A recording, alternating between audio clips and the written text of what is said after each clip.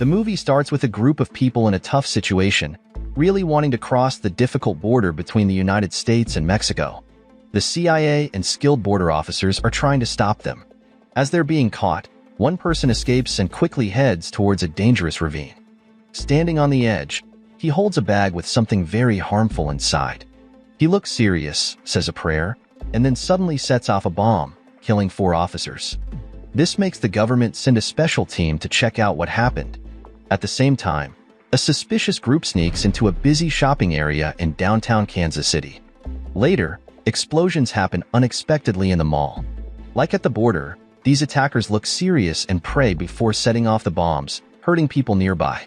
The fear continues, leading James Riley, a strong person who's the defense minister of the United States, to act. He speaks to the whole country, saying these bad people won't escape punishment. He promises to catch them quickly and keep everyone safe. During these happenings, Matt Graver, a strong CIA agent, found himself on a risky mission in the Gulf of Somalia with his tough team. They aimed to break down criminal groups hiding far away.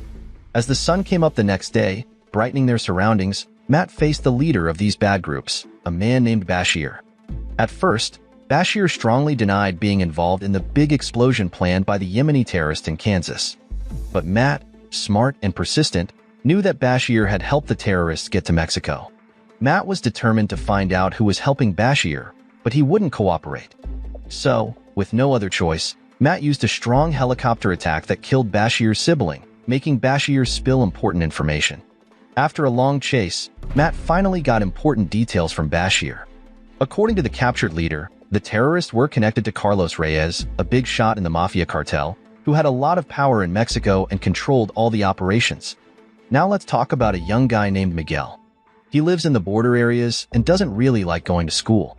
Instead, he spends most of his time with his cousin Hector. But things changed unexpectedly when Miguel got asked to join the Matamoros cartel, the same group Hector was in. They made Miguel feel like he belonged, and even gave him money to start with. Moving to another part of the story, we see Matt back in the United States. He's in a rush and quickly goes to meet Minister James, along with Cynthia Fords from the ministry staff. As soon as Matt arrives, James starts the meeting without wasting time. The minister says that the Mexican drug cartel is a big threat, using smaller groups to create chaos in America, all to do with their illegal drug business. Matt suggests a bold plan to fix this. He says they should make the 2 biggest cartels in Mexico, the Carlos cartel and the Matamoros cartel, fight each other. But here's the twist. They have to kidnap Carlos' youngest daughter, Isabel, to make it work. This surprises everyone in the room, as it's a risky plan. But since there aren't any other good ideas, James insists they go ahead secretly, with one rule. No American special forces involved. So, Matt has to figure out how to pay for this dangerous mission. Under the cover of night, Matt met with a middleman named Troy, hiring mercenaries and their weapons. Knowing it would cost a lot, Matt was confident the ministry would pay for it. With everything set, Matt quickly went to Bogota, where he found his friend Alejandro, a famous and tough killer known as the deadliest in Latin America. They both wanted the same thing, to get rid of Carlos Reyes. Matt explained his plan, admitting that Carlos was responsible for killing Alejandro's family. Killing Carlos would finally give Alejandro the revenge he'd been seeking for so long. During the showdown, Alejandro came up with a smart way to deal with the lawyer from the Matamoros cartel. Before attacking, he convinced the lawyer to wear glasses for better recognition. Once the glasses were on, Alejandro ruthlessly killed the lawyer in a violent way. This shocking event got a lot of attention in Mexico, keeping people focused for a while. Despite the chaos, Matt and his team stayed determined to rescue Isabel. Meanwhile, Isabel was stuck in her school, which felt just as tough as her dad's criminal group. She often got into fights with other kids, causing big problems for the teachers, who were really stressed because of her behavior. Even though she hurt other students, the school didn't kick her out because of her dad's strong and famous reputation. When the school bell rang to end the day, Isabel's bodyguard quickly took her away, unaware that Matt Graver and his group were close by. Matt caused a blackout by messing with the communication systems. Using the confusion, Matt and his team acted fast and grabbed Isabel. They put her in a car and covered her head so no one could see her. At the same time, Alejandro tricked one of Isabel's guards by pretending to be from the Matamoros cartel. This trick started a series of events that would lead to Carlos Reyes himself. While Matt watched Carlos Reyes' house closely, sudden gunfire nearby hinted that Carlos' people might be nervous. Matt sent his team to keep an eye on Carlos while he stayed in a room to communicate with them. Meanwhile, Alejandro secretly moved Isabel to a safe place. But because he needed to keep his identity hidden from Isabel, he told his friends to keep her in a room. Alejandro carried out his detailed plan by pretending to be an American police officer and working with the local cops. This secret move aimed to make it look like Isabel was kidnapped by the Matamoros cartel. But Alejandro didn't just act. He played the part of a real cop, making sure Isabel was safe and asking her lots of questions. He kept up this act until Matt told him to do something else, all to get important information. Before they continued their mission, Matt and Alejandro met up with their friend, Rafael. Matt came up with a plan to move Isabel closer to the Matamoros base, which would make the two cartels confront each other. With Rafael's help, the three of them went on. But things got unexpected when Matt's car almost hit a young guy named Miguel in the parking lot. In that moment, Alejandro and Miguel saw each other, and Miguel noticed the American police symbol on the car. As night fell, Miguel and his cousin Hector traveled to Mexico. When they got there, they met up with Gallo, who was linked to the Matamoros cartel. Hector wanted Miguel to join the cartel, introducing him to a dangerous and dark world. Meanwhile, as Isabel was moved closer to the Matamoros area, Alejandro made sure she was safe by giving her a bulletproof vest. When everything was ready, they started the transfer. At first, things went well, with no problems thanks to Rafael's arrangement with the Mexican police. But Isabel started to doubt Matt's plan, especially when they didn't follow the expected route and didn't cross the border as planned. Suddenly, chaos broke out when the federal police unexpectedly stopped them. It seemed Carlos Reyes had influenced the police. With no other choice, Matt and Alejandro had to leave the car and fight fiercely, while Isabel bravely seized the chance to escape. In a surprising twist, Matt's team surrounded the enemies, who turned out to be hired soldiers working for Carlos Reyes. These people had taken control of the police car on purpose. Without wasting time, Matt quickly dealt with them with strong determination. Meanwhile, Alejandro kept chasing Isabel without stopping. She managed to escape during all the confusion. Just before Matt and his team left, he secretly gave Alejandro a device to track Isabel in the future. Although Alejandro was very skilled in chasing Isabel, he faced more problems, this time with Mexican police cars. Feeling annoyed by the obstacle, he fought with the police officers. After a tough time, Matt and his team won and went back to the United States. Meanwhile, stranded on a lonely road, Isabel desperately needed help. She stopped a passing car, not knowing it belonged to her father's gang. She firmly resisted their attempts to take her back home. Luckily, Alejandro quickly shot one of the attackers, then took a car from Carlos' gang and rushed Isabel to safety. It was then that Isabel realized Alejandro was the one who had taken her. The story then shifted to a military base, where Matt and Cynthia argued fiercely. Matt was furious because their mission was suddenly stopped by higher-ups. News of Matt's team being involved in the death of a Mexican police officer had made big headlines, so the government decided to cancel their plans to break up the cartels. Alejandro refused to let the mission fail completely, so he stayed in Mexico with Isabel.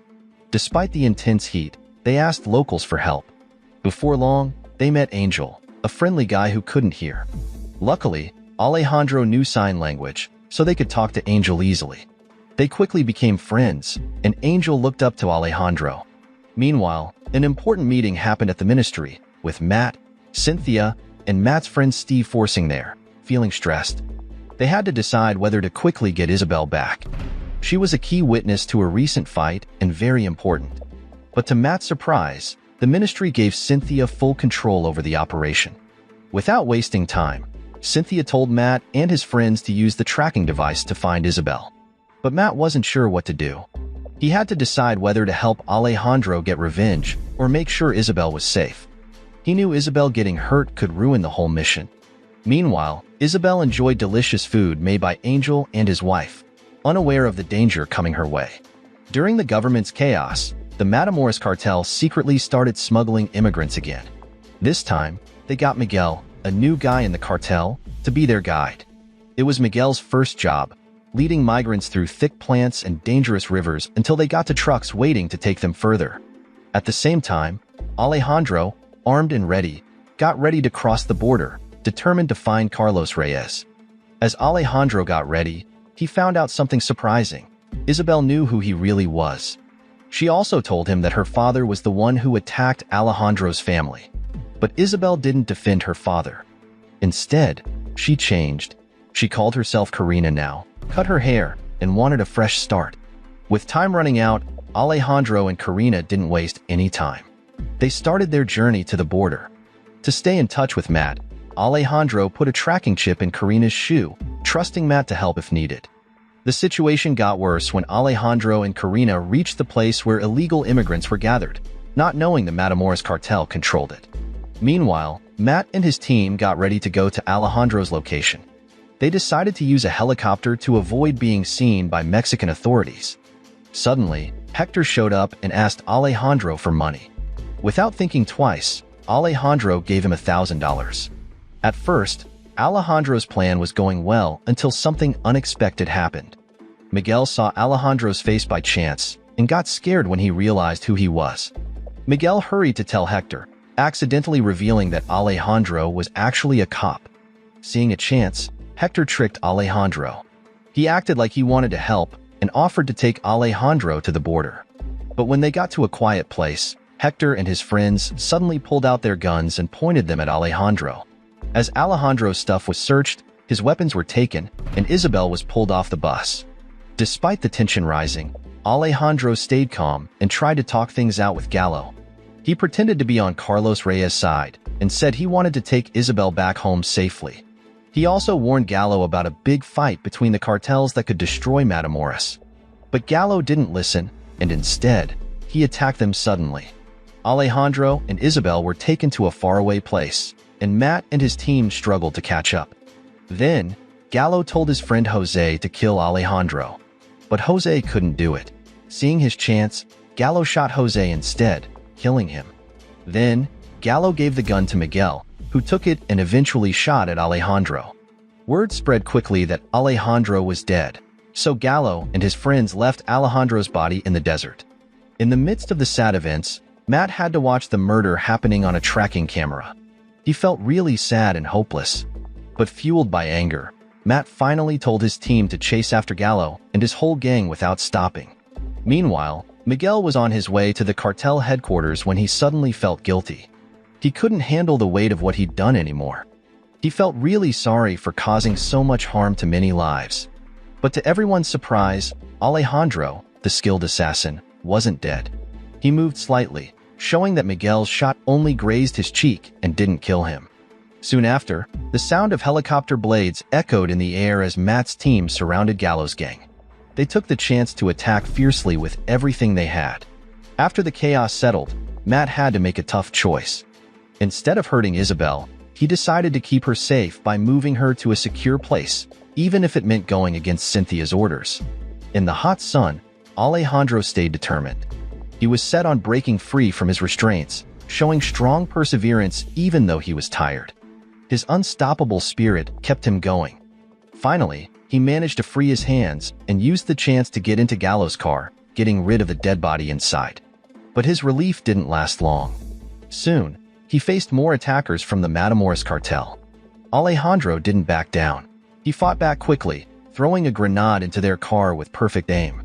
A year later, Miguel got a job at a restaurant. When he went into the kitchen, he was surprised to see Alejandro there.